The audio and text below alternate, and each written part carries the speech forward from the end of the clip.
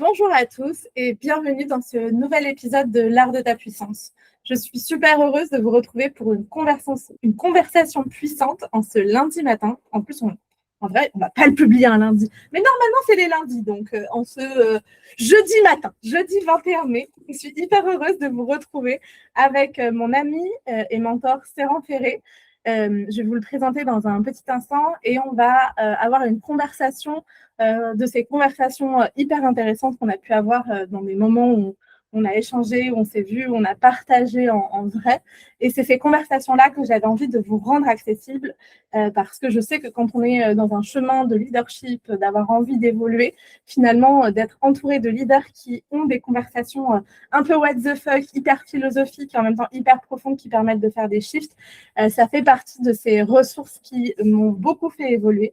Et quand je voyais les pépites de conversation que je pouvais avoir avec des personnes comme Serran, je me suis dit que c'était vraiment dommage de les garder pour nous. Alors aujourd'hui, on vous partage un petit bout de ces conversations qu'on pourrait avoir autour du feu avec un bon cacao. Bienvenue Serran, merci d'avoir répondu à mon invitation. Et puis, est-ce que tu peux te présenter pour les personnes qui ne te connaissent pas encore ? Bonjour Cécilia, c'est vraiment chouette de faire ça avec toi et c'est vrai qu'on a toujours des belles conversations qu'on a eues, donc je trouve que c'est une très belle idée de les partager à l'extérieur et de donner aussi un peu toute cette belle philosophie de vie en tant qu'entrepreneur, en tant que personne spirituelle, en tant que voyageur, en tant qu'aventureur. Donc un grand merci pour là. Moi, je m'appelle Serran, j'ai 38 ans maintenant. Du coup, je suis plusieurs facettes, hein. Donc, je viens du monde du poker, premièrement. Donc, quand j'ai commencé à travailler, j'étais joueur de poker. Après, j'ai fait un petit burn-out de cette activité si geek et je me suis retrouvé en voyage pendant 7 ans. Et là, j'ai découvert le yoga. Et du coup, c'est suivi une belle initiation dans le yoga où j'ai passé 7 ans à venir développer le yoga dans les ashrams, dans les temples en Asie. Et je suis revenu en France avec le Covid. Et là, j'ai développé un projet familial, le Garden Mushi, du coup, avec l'idée et l'ambition de créer un lieu de vie. Donc, proposer des retraites, proposer un lieu qui est résilient, qui est autonome, qui est 100% sur la permaculture et sur pouvoir vraiment construire un village spirituel. Donc, il y a eu ce projet de cœur qui a été fait maintenant. Et là, je suis en voyage avec mon épouse et ma femme Oda, que tu as eu la semaine dernière. Et du coup, on est en voyage en ce moment où on est en train d'être à l'aventure. Donc, on n'a pas de destination précise, mais on va là où notre cœur nous guide. Donc, on est sur les routes en ce moment. Avec un chat, je trouve ça tellement inspirant parce que moi, si j'ai un chat, j'ai la sensation que ça va tellement me limiter par la suite et de vous voir avec Kawet, vous la faites de bouger de maison en maison, je me dis, mais en fait, tout est possible, Cécilia. C'est vrai. Et Cahouette est un très bon indicateur parce qu'en fait, Cahouette détecte très facilement quand les maisons sont saines, quand elles sont bien en énergie et quand elles sont bienveillantes. Et quand les maisons, en fait, ne sont pas saines, tout de suite, Cahouette, elle est en crise. Donc c'est un très, très bel indicateur, Cahouette. Du coup, à chaque fois qu'on va dans une maison avant, on met Cahouette dans la maison en premier, on voit ce qu'elle apporte et on décide ou pas. Bon, après, on va passer au sujet du jour, mais moi, je fais encore mieux. À mon chat, je le préviens en avance parce que j'ai la croyance que les chats, je sais que c'est des êtres bien plus intelligents que nous. Et donc, je lui dis, écoute là, mec, on a besoin d'une maison. On a besoin d'une maison à partir de telle date. Et toi, tu sais que tu vas être dans une maison qui est incroyable. Donc, je fais ta maison et amène-la moi. Et franchement, depuis que je fais ça, j'ai des maisons incroyables au vivre avec vraiment rien à redire en termes énergie, propriétaire, etc., etc. Quoi. Voilà. Fermons la parenthèse du chat. J'avais vraiment envie qu'on discute, toi et moi, aujourd'hui, autour de cette capacité que tu as et que je reconnais aussi en moi, de savoir accueillir les moments de vide, de savoir aussi accueillir les moments où, en fait, la vie, Dieu, l'élan nous demande une certaine forme de pause, d'introspection ou simplement d'observation pour pouvoir repartir avec encore plus de force. Est-ce que toi, tu as observé ça aussi? Comment est-ce que tu vis déjà ces moments où tu sens que tu ne sais pas exactement ce que tu as envie de faire et en même temps, il y a quelque chose qui a envie de renaître? Est-ce que tu as des exemples comme ça dernièrement et qu'est-ce que tu fais, toi, dans ces cas-là? Ouais, c'est super important parce que je pense que bah on a toujours des cycles dans notre créativité, et dans notre façon de créer et d'entreprendre. Du coup, il y a des moments où c'est très facile, on a les bonnes aspirations, les bonnes idées, on a les bonnes offres, on a la bonne communication et tout clique vraiment d'une manière naturelle. Et d'autres moments où c'est beaucoup plus fastidieux, où il y a une lourdeur aussi dans la création, on se sent peut-être fatigué ou moins motivé ou un manque en fait d'enthousiasme et de feu intérieur. Et du coup, je pense que c'est naturel en fait d'avoir ces cycles dans notre créativité, dans notre façon d'entreprendre. Et c'est vrai, c'est tout un art en fait de savoir bah, qu'est-ce qu'on fait durant les moments où on se sent plus fatigué, dans les moments où on a plus peut-être plus envie de se replier, et de contempler, et d'être en introspection, et comment on arrive en fait à pouvoir faire en sorte d'honorer ces moments de vide. Mais sans mettre notre entreprise en danger, parce que bah, c'est sûr que quand on est messager et quand on est entrepreneur, bah, beaucoup de notre chiffre d'affaires repose sur nos épaules. Et du coup, souvent, la peur qu'on peut avoir, bah, si j'arrête en fait si je prends quelques vacances ou des jours off ou si je prends des périodes de repli, bah, est-ce que je vais arriver en fait à pouvoir continuer à générer mon chiffre d'affaires? Donc, je trouve que c'est vraiment en fait une question qui est centrale sur le fait d'entreprendre. Et c'est vraiment, il n'y a pas de bonne ou mauvaise, on va dire, solution, mais c'est vrai que ça dépend de chacun en fait de trouver sa façon de faire en fait pour pouvoir se respecter tout en pouvant en fait bah, trouver une façon d'entreprendre et de dégager du revenu qui est là. T'en penses quoi toi, Cécilia, par rapport à ça?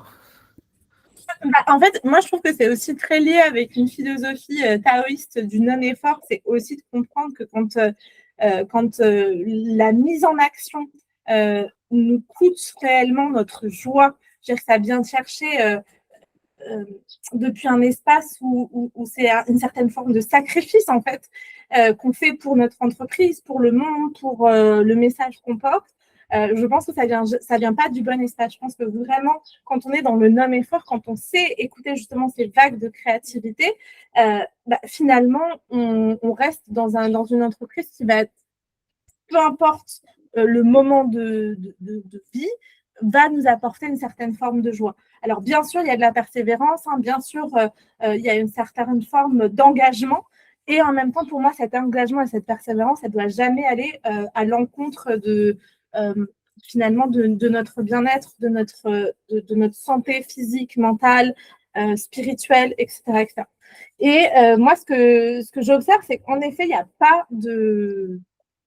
a pas de recette universelle, mais peut-être on pourrait partager nos recettes à nous. Et moi, je sais que Hmm. dans ces cas-là, ça m'aide beaucoup de passer du temps en nature. C'est des moments de vie où en fait, je vais juste accepter qu'il y a moins de feu, où il y a un feu qui est différent, qui a besoin d'être renourri pour être de nouveau explosif, prêt à créer en grand.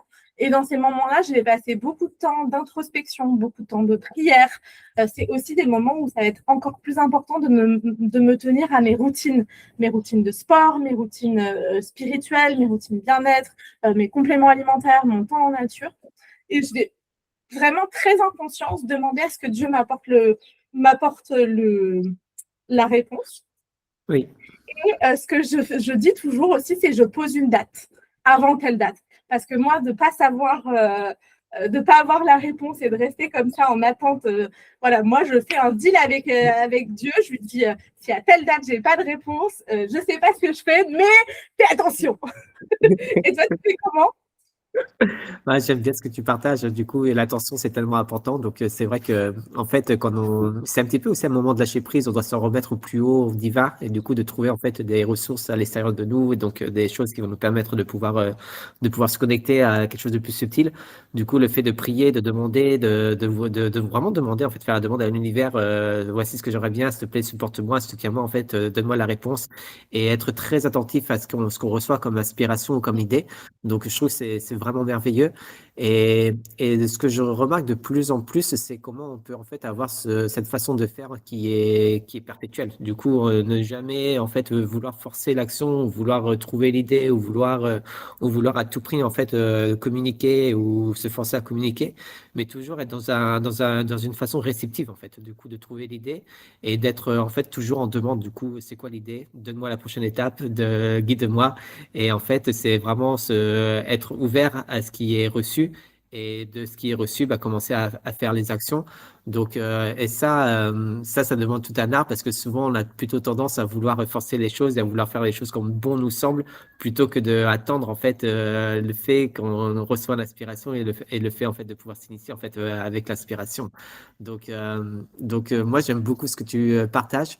Ce qui m'est arrivé beaucoup, moi, de mon côté, c'est qu'en événement de repli, souvent, je pars, en fait, complètement des réseaux sociaux. Je me rends compte aussi que c'est très difficile en fait de reprendre la main sur les réseaux sociaux quand tu pars à un certain moment parce que c'est un petit peu comme tu fais du vélo, quand tu fais de la muscu tous les jours, tu commences à être fit et tu commences à être bien compétent. Et dès que tu arrêtes pendant des jours ou des semaines, mine de rien, la reprise c'est toujours un peu plus dur. Donc moi, c'est un peu l'enjeu, c'est comment je peux continuer en fait à vraiment m'autoriser à être dans le lâcher prise, dans la relaxation, à prendre soin de moi tout en pouvant continuer en fait à semer les graines et à poser les actions en fait tous les jours. Donc ça, à mon avis, c'est là où se trouve toute la richesse en fait dans notre capacité à prendre soin de nous, tout en étant très efficace et très performant dans les actions. Ouais. Et est-ce que je pense que ça serait bien peut-être aussi qu'on donne des exemples de miracles qu'on a créés justement dans ces phases de repli. Parce qu'on a toujours on peut toujours avoir cette idée, en tout cas, je pense que beaucoup peuvent avoir cette idée que ces phases de repli sont juste de repli, alors que je trouve que c'est des vrais moments de miracle, en fait, où de très belles choses arrivent. Est-ce que tu as un exemple en tête? Moi, souvent, mes lancements, je les fais en fait après les phases de repli. Du coup, les phases de repli, ça me permet de pouvoir me reconnecter à ma vision, de reconnecter à mon envie, de reconnecter aussi à ma stratégie, du coup, de remettre les choses en place. Du coup, un petit peu, en fait, ces phases de repli, c'est souvent des phases de réalignement. Du coup, on enlève tout ce qui nous fait chier, tout ce qui nous embête, tout ce qui est lourd, et on repart en fait avec une nouvelle énergie. Donc, moi, souvent, mes lancements, ça arrive tout le temps après des phases de repli parce que ça me permet de me régénérer et paf, après, il y a l'énergie qui revient. Donc, c'est sûr que à chaque fois, les lancements aussi, c'est des chiffres d'affaires qui rentrent, c'est la visibilité qui arrive, c'est des nouvelles offres qui se mettent en place, c'est des nouveaux clients qui se mettent en place. Et tout ça, c'est en fait les nouveaux clients, cet réalignement ou ce upgrade, cette mise à jour vers ce qui est important pour nous. Souvent, ça se fait dans les phases de repli. Donc, à chaque fois, ça a été le miracle de pouvoir relancer la communication avec un lancement directement suite en fait à ces phases de repli, mais ça demande d'être à l'aise, de pouvoir se replier et de pouvoir prendre le temps de remettre les choses à jour. Ça a été quoi, toi, tes miracles? Je me rappelle d'une grosse phase de repli à la fin de l'année 2024. Moi, c'était à ce moment-là que j'avais besoin de déléguer. Et dans cette phase, en fait, d'accepter que juste tout ce que je portais, c'était trop pour mes épaules, qu'il y avait quelque chose qui était plus organique. Et en même temps, j'avais très, très, très peur de déléguer parce que j'avais déjà essayé, que ça ne savait pas fonctionner. Et puis parce que dans mon histoire, faire confiance à l'autre, c'est terrorisant. Euh, je me rappelle de toute une phase où alors moi, je disparais très peu complètement des réseaux sociaux. Je réussis à maintenir comme une présence, mais qui est assez fake aussi. On pourra parler de ça après, parce que je sais que du coup aussi dans ces phases-là, je suis pas très très honnête envers les personnes qui me regardent. C'est des phases aussi où je peux pas vraiment partager ce que je ressens parce que c'est trop vulnérable, c'est trop à vie. Et Oui. par contre, j'arrive un peu à le partager après, souvent. Mais donc voilà, moi je disparais jamais, mais je sais que l'intention, l'attention que je vais mettre dans mon entreprise, dans la com, en fait, elle est beaucoup moindre parce que à côté de ça, je vais beaucoup passer de temps en nature et ce que je vous disais avant. Oui. Et moi, je me rappelle que pour moi, l'un des plus beaux miracles, ça a été donc ce que tu as dit avant, hein, de faire des lancements après, parce que c'est à peu près la même chose pour moi. Mais celui qui me venait, qui était un peu différent et qui pour moi était très important, c'est que des grandes phases de changement que des grandes décisions que j'ai prises dans mon entreprise sont venues après. Donc ça peut être un lancement avec une nouvelle offre, mais ça peut être aussi délégué, ça peut être aussi je ne sais pas, lancer une seconde activité. Enfin, je pense que c'est aussi des phases où après, on peut mettre au service d'un nouveau projet de notre créativité, soit au sein de la même entreprise, que ce soit de manière un peu différente. Et moi, ça, je trouve que c'est vraiment des beaux cadeaux, en fait, que ces phases de repli m'ont offert. Ouais, complètement, hein. C'est là où il y a le trésor aussi, hein. C'est quand parce que le repli, ça vient aussi avec beaucoup d'émotions négatives. Du coup, il y a le repli parce qu'il y a la fatigue, parce qu'il y a le stress, parce qu'il y a aussi toutes ces choses en fait qui sont lourdes et qui ont besoin d'être nettoyées et libérées. Et du coup, c'est pour ça qu'on se replie en fait, pour faire ce travail intérieur. Et c'est là où il y a le trésor. Du coup, c'est pouvoir s'autoriser justement à ressentir toutes ces émotions-là que souvent on s'autorise pas à ressentir parce qu'on veut en fait forcer la chose et continuer sur l'élan et continuer en fait à faire les actions tout en nous faisant violence. Et du coup, le fait en fait de se replier, il y a une certaine décompression qui est là, il y a une certaine relâchement, et faut l'accepter parce qu'il y a beaucoup aussi de larmes en fait, il y a un deuil qui se fait aussi dans ces phases de repli, mais ça permet d'aller trouver la profondeur et de pouvoir régler les choses pour pouvoir relancer la machine et pouvoir se relancer. Mais je pense aussi qu'il y a beaucoup d'entrepreneurs qui ne ressentent pas de ces phases de repli parce que c'est tellement en fait, le creux qui est ici et qui est tellement dur en fait à faire face et à traverser que ça brise aussi des personnes qui se relèvent pas de ça. Donc, c'est pour ça que c'est toujours, au mine de rien, on est un peu sur l'edge du rasoir, en fait, parce qu'on sait jamais dans quel bord on va virer. Donc, et si on n'a pas vraiment une vision claire de qu'est-ce qu'on veut et de pourquoi c'est tellement important pour nous, c'est ça qui va nous donner le réimpulsion et de pouvoir se relancer. Mais il y a aussi le risque de rester à genoux et de passer à autre chose, quoi. Mais ça fait aussi partie de la vie. Des fois, cette phase de repli, c'est là aussi pour nous fermer des portes peut-être qui ont besoin d'être fermées afin de pouvoir s'autoriser à explorer de nouvelles voies, hein, aussi, hein. Il y a deux choses que je pensais pendant que je t'écoutais qui n'ont pas grand-chose l'une à voir avec l'autre, mais je vais les dire les deux. La première, c'était, et je pense que les personnes qui ne s'autorisent pas à le vivre, parce qu'il y a celles qui s'autorisent à le vivre avec l'outcome qui est en effet toujours incertain. Alors que moi personnellement, j'ai jamais sorti j'ai toujours été certaine que j'allais m'en sortir. J'ai toujours été certaine que mon entreprise allait continuer. Mais en effet, si tu n'as pas la vision, je pense que ça peut remettre beaucoup de choses en question. Mais il y a aussi tous ceux qui ne s'autorisent pas et qui vont jusqu'à des situations beaucoup plus problématiques parce qu'on peut le dire, hein, ça fait quand même quelques années qu'on est dans le milieu de l'accompagnement, du coaching et du coaching en ligne. On a vu énormément de personnes se brûler les ailes, disparaître totalement du marché, faire des burn-out, avoir des pertes de sens totales. Et je pense que justement d'avoir la capacité de connecter à cet espace de vulnérabilité et d'authenticité, que ce soit pour soi ou que ce soit parfois parce qu'on arrive aussi à le partager sur les réseaux sociaux, je pense que ça nous offre aussi de la résilience sur le long terme. Et c'est ça qui construit notre héritage. Ouais. Parce que je pense que ni toi ni moi, dans ces phases de repli, déjà, on se les autorise, et puis parce qu'on sait que justement, c'est ça qui va nous faire durer, et en plus, on sait que quoi qu'il arrive, il y a quelque chose qui va sortir derrière, quoi. Ouais, complètement. Du coup, il y a une foi en fait qui est ici dans cette phase de Ouais. repli. En fait, on a la foi en fait que c'est un creux en fait qui doit être traversé et que c'est ça qui va nous donner en fait la résilience, comme tu dis, et qui va nous reconstruire aussi derrière et qui va nous solidifier aussi derrière. Du coup, c'est sûr qu'il y a la foi, hein. Mais du coup, la foi, des fois, nous entraîne dans des situations peuvent être très critiques. Et du coup, ça exerce la foi. C'est ça, en fait, la foi, c'est que plus il y a des situations critiques et plus on a la foi, en fait, et qu'on va réussir à trouver la solution, et plus notre foi grandit.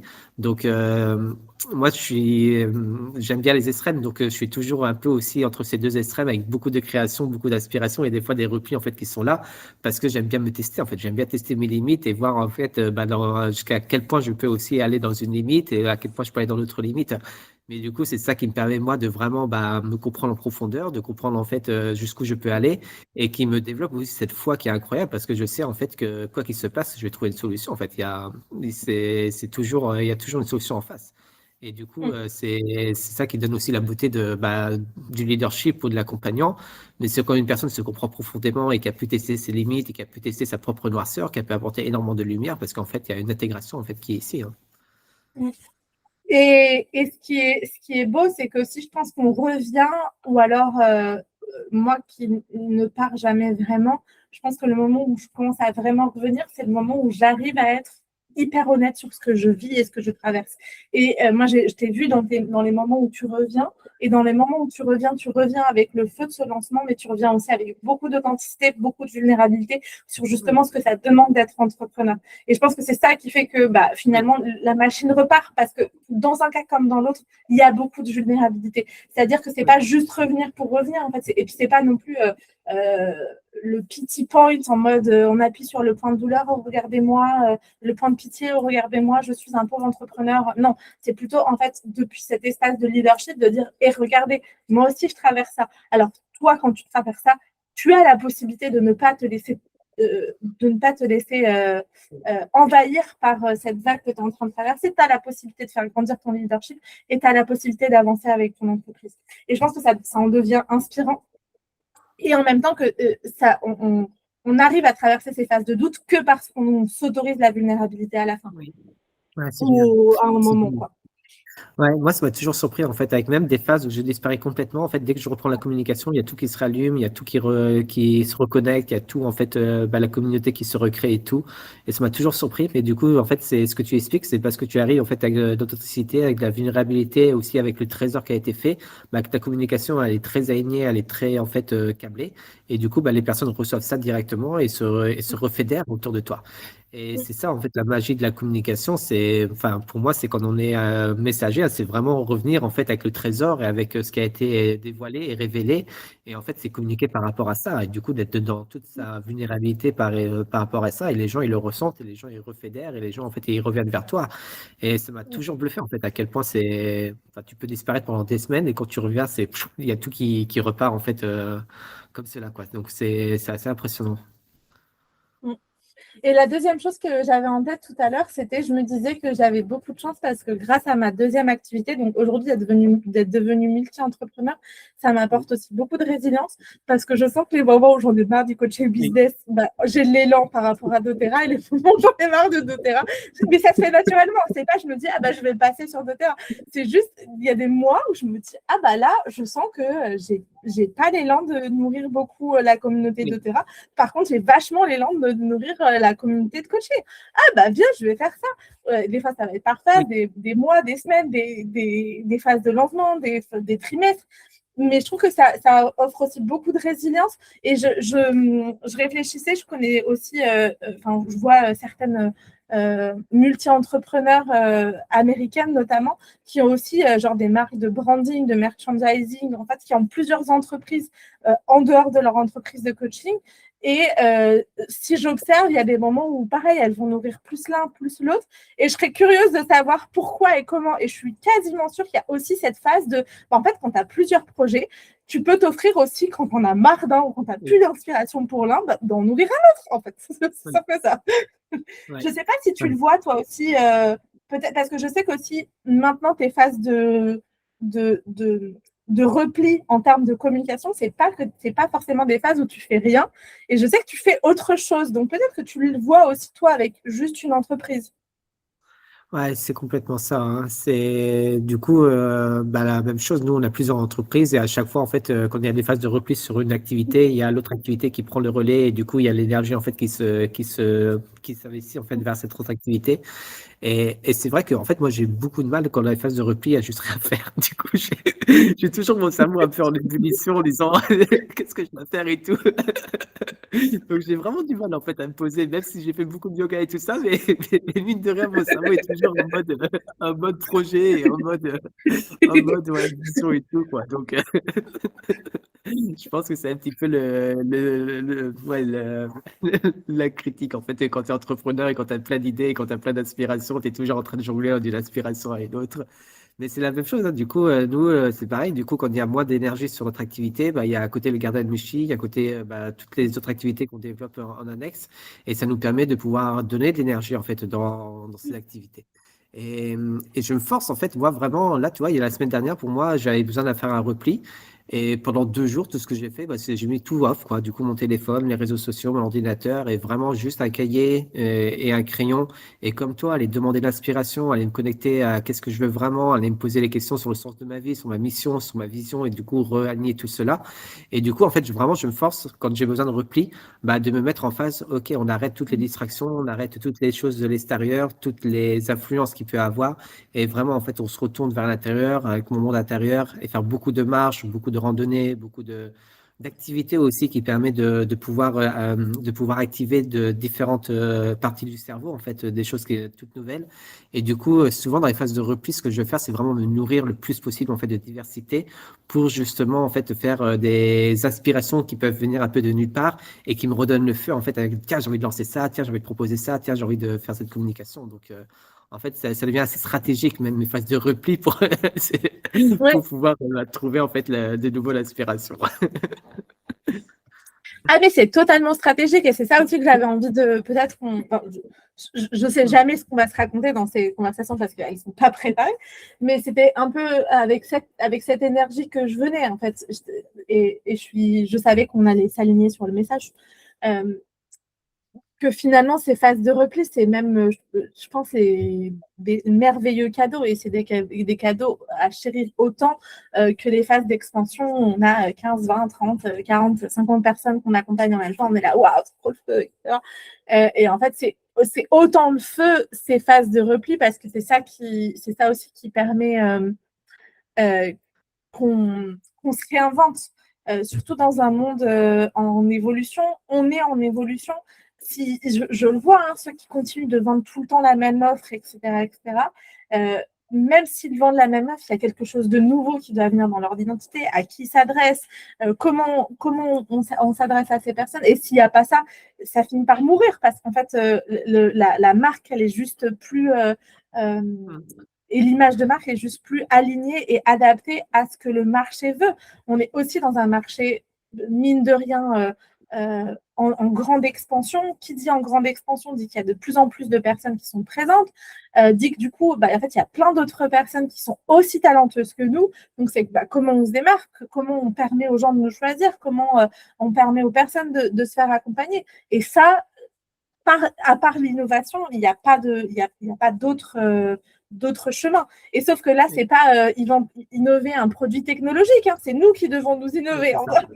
On doit être cette propre innovation qu'on continue de faire upgrade après upgrade. Ouais, complètement. Bah, moi, je sens en fait, le signal, en fait, c'est quand je commence à avoir du mal à communiquer. En fait, c'est pas la communication qui a besoin d'être réalignée, mais c'est mon identité.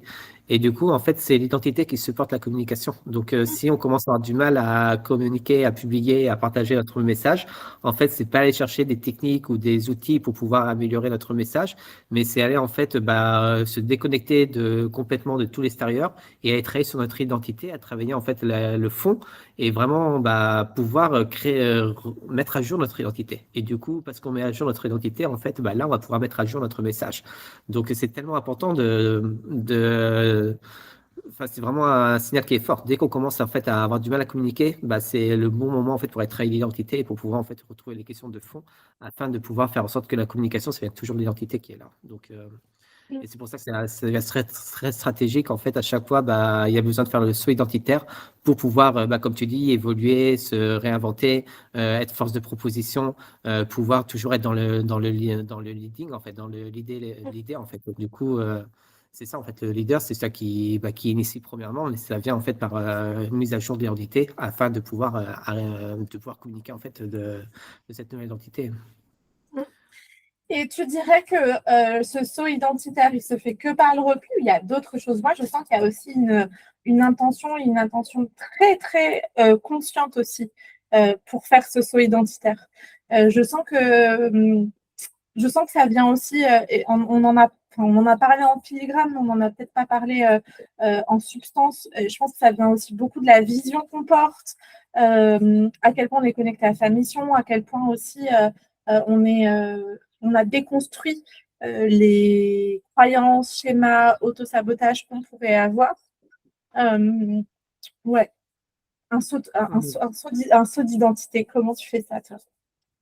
Moi, je vais créer du chaos. Du coup, en fait, je vais aller chercher le chaos parce que quand il y a un saut qui a besoin d'être fait, ça veut dire qu'il y a un déboussolement qui a besoin d'être fait, et un réaiguillage qui a besoin d'être fait. Et du coup, je vais créer du chaos. Avant, j'avais tendance à créer beaucoup de chaos avec des matières qui étaient illicites.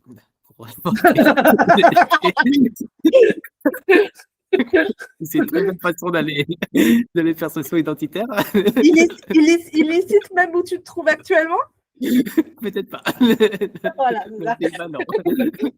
Qu'en France. Du coup, j'ai le droit. Mais sinon, Et une tu es autre en façon phase de chaos, Ferrand, actuellement. Pardon. Je bah, rigole, je écoute, rigole. On bah, du l'arrête, on coup, l'arrête. ouais, exactement. En fait, je suis en phase de chaos, mais maintenant, je crée le chaos différemment, en fait. Du coup, beaucoup avec les voyages, avec les déplacements, avec les rencontres, avec les activités sociales, avec le fait de rencontrer des personnes, avec le fait, en fait, de complètement casser ma routine. Du coup, de vraiment, en fait, créer le chaos beaucoup plus en déplacement. Et en même temps, là, en fait, je suis vraiment dans cette phase de repli et de redéfinition. Et en même temps, là, en fait, je me passe beaucoup de temps en méditation, en yoga, en fait, à méditer et à vraiment méditer, en fait, vraiment en profondeur. Et me lever tous les matins, en fait, avec beaucoup plus à l'aube, en fait, et pratiquer, en fait, en profondeur. Parce que je pense, bah, je trouve que c'est une très belle façon, en fait, de créer de la profondeur, justement, pour pouvoir aller faire ce saut identitaire et tout en créant du chaos dans ta vie, en fait, à venir, bah, c'est un petit peu multiplier les opportunités, quoi. Du coup, multiplier les différentes angles qu'il peut avoir, les différentes opportunités, les différentes créativités. Et le chaos est une très belle façon pour faire ça. Donc j'entends qu'aujourd'hui, c'est un chaos beaucoup plus structuré. Peut-être que ça l'était déjà à Ouais. l'époque, mais en tout cas, je sens que c'est un chaos très structuré. Ouais, ouais. Et à l'époque aussi, c'était structuré, mais d'une façon beaucoup plus destructrice. Du coup, Donc on ne recommande pas. non. C'est la maturité de l'âge. J'arrive sur 40 ans, ceci là. Je le sens. Bientôt, papa. C'est ça. Ça se mesure. Là, comment est-ce que je provoque ces sauts d'identité? Euh, Moi, je fais beaucoup d'auto-coaching, je me pose beaucoup de questions aussi, enfin, en dehors des choses que tu as pu dire, parce que certainement qu'on a des processus assez similaires, je ne vais pas forcément répéter ce que tu viens de dire, mais je sens que je me pose aussi beaucoup de questions, c'est-à-dire je me demande beaucoup comment est-ce que pense cette version de moi qui en est là où j'ai envie d'être, comment elle agit, c'est quoi ses qualités. Et donc, du coup, après, je vais chercher à me nourrir. En effet, je vais chercher à rencontrer des personnes qui peuvent avoir ces qualités, qui peuvent déjà avoir cette vie, m'inspirer, leur poser des questions, passer du temps avec eux. Je sens que ouais, il y a beaucoup cette question de, en fait, comment est-ce que tu vas aller nourrir cette version de toi que tu as envie d'être. Donc, il y a aussi toute la pratique spirituelle qu'on peut avoir. Je pense que moi, j'ai aussi beaucoup de fait de travail somatique et qui m'a beaucoup aidé aussi pour justement me désidentifier des parts blessées et des parts qui, en fait, me maintenaient dans une certaine forme d'illusion et de séparation. Et puis, je pense que ça va être aussi choisir en conscience, en fait, de mettre en place des, des, des structures, des décisions qui vont être toujours plus guidées par l'amour. Je m'explique. Par exemple, dans des phases de saut identitaire, je me dis, bah, si j'ai envie de passer à une entreprise où je travaille que 20 heures par semaine, alors déjà, je le mets dans mon agenda et puis je me dis, OK, mais je vais faire quoi le reste, les 20 autres heures de ma semaine? Je veux me faire masser? OK, bah, je prends rendez-vous pendant 3 mois, tous les 15 jours, massage. Et en fait, je mets dans mon agenda ces moments qui viennent non négociables. Et ça peut être, là, je parle de massage, en fait, de trucs qui me font plaisir, où je vais au resto, où je vais vraiment en conscience faire des choses qui me font du bien, qui me nourrissent profondément et qui nourrissent cet espace d'amour à l'intérieur de moi, parce que je pense que ce saut identitaire, oui, il a besoin de chaos, en tout cas, il a besoin de disrupt avec le pattern connu jusqu'à maintenant. Et en même temps, je pense qu'il a aussi besoin de beaucoup d'amour, beaucoup de douceur. Oui. Je pense que la transformation, elle n'a plus à être dure, difficile, enfin challengeante, douloureuse. Je pense qu'elle peut vraiment se faire dans la douceur et dans l'amour. Et donc, du coup, moi, je sens que beaucoup de choses que j'ai fait ces derniers temps quand j'ai voulu changer de ligne de temps, ça a été juste, enfin, ça a été de me poser beaucoup de questions de comment et qui était cette personne et quelle vie elle avait et comment est-ce que je pouvais déjà l'avoir, en fait. Bien. C'est C'est là que ça génial. me parle. Ouais, trop, franchement, c'est super. C'est vraiment super. Et j'adore que tu commences à mettre dans ton agenda, en fait, les choses comme ça, comme tu voulais vivre, en fait, dans le futur, et c'est trop bien. Et aussi, quand je t'écoute, toi, t'as dit quelque chose au tout début que je fais pareil, en fait, c'est poser une date aussi. Du coup, poser une date de quand est-ce que tu veux revenir et quand est-ce qu'en fait tu veux avoir ça de finalisé. Et moi, je fais beaucoup ça aussi. Du coup, en fait, souvent, je regarde les nouvelles pleines lunes ou nouvelles lunes, en fait, qui arrivent dans les jours à venir, les semaines à venir.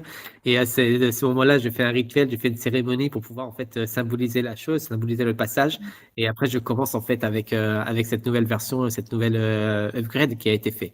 Et je pense que poser une date aussi, ça permet vraiment de pouvoir bah, déjà se laisser le temps en fait de respirer et d'être OK en fait à respirer, d'être OK en fait à prendre le temps à lâcher prise et en même temps d'avoir en fait une certaine vision en fait sur OK, cette date-là en fait je veux avoir remis les choses en place et fait l'actualisation qui a besoin d'être fait et de recommencer en fait ma pratique en fait mon sadhana. Donc souvent en fait là c'est souvent des dates aussi où je m'embarque bah, dans un sadhana spirituel où pendant 30 jours, 40 jours en fait je vais faire cette pratique spirituelle et tout ça. Mais du coup pour soutenir en fait le fait de réinitier en fait quelque chose avec une nouvelle attention, une nouvelle énergie qui est ici. Trop bien. Ah, c'est vraiment, j'ai adoré cette conversation. Ouais, c'est Elle n'est pas super. finie C'est encore, vraiment hein, un beau mais elle est sujet. incroyable. C'est un beau sujet. Est-ce qu'il y a une dernière chose, une autre chose que tu sens qu'on n'a pas abordée et qui te semblerait importante? Non, je trouve qu'on a fait un bon tour de conversation sur ça. C'était vraiment un sujet trop bien, parce que c'est tellement essentiel aujourd'hui de pouvoir avoir honorer ces cycles. Donc, merci pour ça. Ouais, puis je pense que ça peut faire aussi du bien que des personnes se rendent compte que des entrepreneurs qui font 6 chiffres à l'année, voire une multiple 6 chiffres à l'année comme pour toi et Oda, vivent aussi ces phases et comment est-ce qu'on les vit et comment est-ce qu'on les traverse. Je pense que c'est des conversations qui sont essentielles à avoir aujourd'hui. Plutôt que de Ouais, savoir comment est-ce qu'on fait de la pub méta ou c'est très intéressant aussi. Bon, moi, ça m'intéresse un peu moins que toi, mais il y a plein de sujets très techniques qui sont très, très intéressants.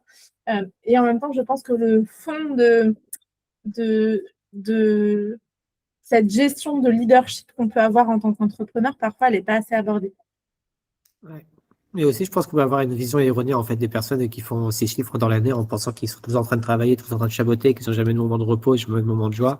Alors que pour moi, c'est totalement l'inverse. Plus tu as des moments de repos, plus tu as des moments de joie, plus tu as des moments de connexion, plus tu vas avoir des bonnes idées, plus tu vas être enflammé, plus en fait les offres vont être en fait alignées à toi et plus tu réussis quoi. Donc c'est On s'est éclaté en 2025, parce qu'en plus, on s'est quand même pas mal vu en 2025. ouais, On, a, complètement ouais.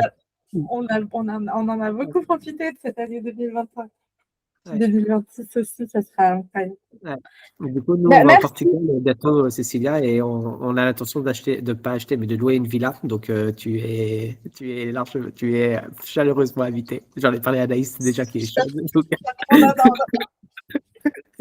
Donnez-moi les dates et j'arrive. Tu sais qu'il ne faut pas trop me dire ce genre de truc. Hein. Je vais vraiment venir. Hein. non, mais c'est fait pour ça. Hein. C'est ce qu'on s'est dit avec Oda. On dit, bon, allez, on prend 3-4 chambres. Une pour Cécilia, une pour Anaïs. On va se faire une belle bootcamp là-bas. Trop bien. J'adore. Et moi, j'en profite pour inviter ceux et celles qui nous écoutent à s'entourer de personnes inspirantes. Moi, au fur et à mesure où j'ai évolué dans l'entrepreneuriat, je me suis fait des amis de plus en plus. Enfin, tous mes amis sont incroyables. Mais voilà, j'ai vraiment essayé de m'entourer de personnes les plus inspirantes possibles et partager du temps avec elles. Moi, je sais que régulièrement, voilà. Un voyage, un week-end, un samedi, un dimanche, un repas. En fait, partager du temps avec des personnes, même de votre région, qui vous inspirent dans leur manière de mener leur entrepreneuriat.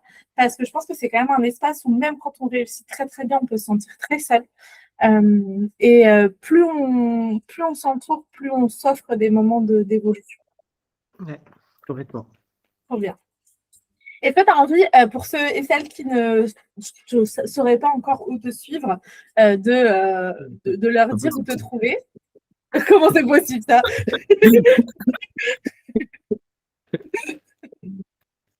Du coup, j'ai un Instagram, donc c'est Serran Ferré. Donc Serran, c'est Ceran, et Ferré, c'est Ferey.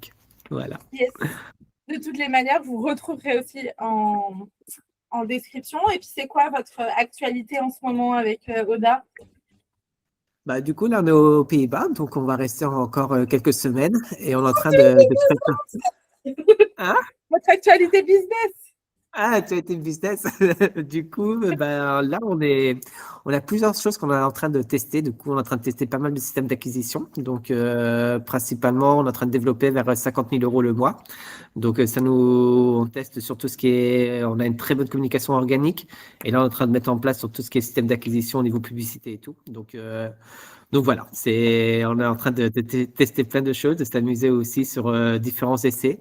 Et, et là, je trouve qu'il y a des opportunités qui sont incroyables, qui sont en train de se créer en ce moment parce qu'il y a un tournant dans le marché. Et pour moi, c'est vraiment voir, tester tellement de choses pour trouver la chose qui marche et mettre tout ça sur ça et être dans le million qui arrive. C'est ça.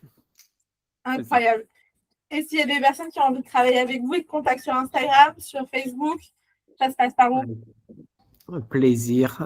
Puis on voit sur Instagram, c'est très bien. Qu'est-ce que tu allais dire comme bêtise encore? Un pigeon voyageur.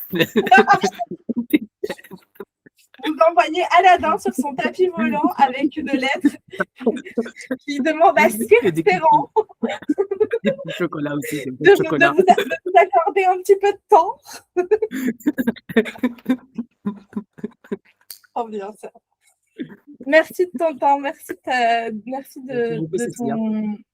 de ta vulnérabilité et de ce partage. Merci à toi, c'était vraiment chouette. Et pour ceux et celles qui nous ont écoutés jusqu'à maintenant, merci de votre attention. Si vous avez envie de nous partager la pépite avec laquelle vous repartez de cet épisode, n'hésitez pas à nous contacter, que ce soit Ferrand ou moi, en message privé sur Instagram. Tout est en description.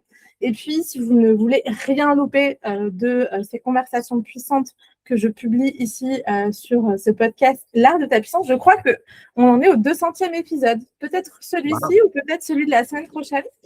Donc, n'hésitez pas aussi à aller regarder. Il y a eu énormément d'épisodes qui ont été publiés depuis quasiment le moment où j'ai démarré le coaching business. Jusqu'à maintenant, ça fait plus de 4 ans que ce podcast existe. Donc, il y a vraiment pour tous les goûts et toutes les couleurs. N'hésitez pas à aller vous nourrir de ça, à vous abonner à l'Art de ta puissance, à mettre 5 étoiles et à commenter, partager. C'est tout ça qui permet à ce podcast d'être encore plus visible. Je vous souhaite une très très belle journée. À tout bientôt. Ciao, ciao.